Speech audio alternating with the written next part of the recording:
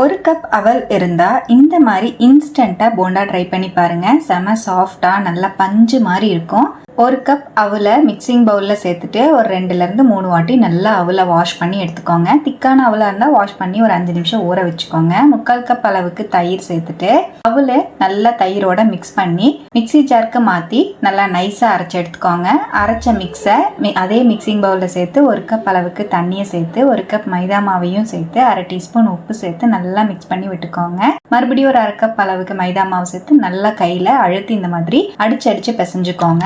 நல்லா பிசைஞ்சிட்டு ஒரு 10 நிமிஷம் ரெஸ்ட் விட்டுட்டு 10 நிமிஷத்துக்கு அப்புறம் 1 டீஸ்பூன் ஜீரகம், கொஞ்சமா நறுக்கின மல்லித்தலை, கருவேப்பிலை சேர்த்து அதோடவே துருவின இஞ்சி 1 இன்ச் அளவுக்கு சேர்த்து ஒரு பெரிய வெங்காயத்தை கட் பண்ணி சேர்த்து 2 பச்சை மிளகாவை பொடியா நறுக்கி சேர்த்து நல்லா மிக்ஸ் பண்ணி விட்டுக்கோங்க. இதுலயே ஒரு 1/2 டீஸ்பூன் அளவுக்கு குக்கிங் சோடாவையும் சேர்த்து நல்லா மிக்ஸ் பண்ணிட்டு நம்ம ரெடி பண்ணி வச்சிருக்கிற போண்டா மாவை நல்லா சூடா இருக்கிற ஆயில்ல கையில கொஞ்சம் கொஞ்சமா எடுத்து தேவையான சைஸ்க்கு போட்டு நல்லா மீடியம் ஃப்ளேம்ல பொரிச்சு எடுத்துக்கோங்க.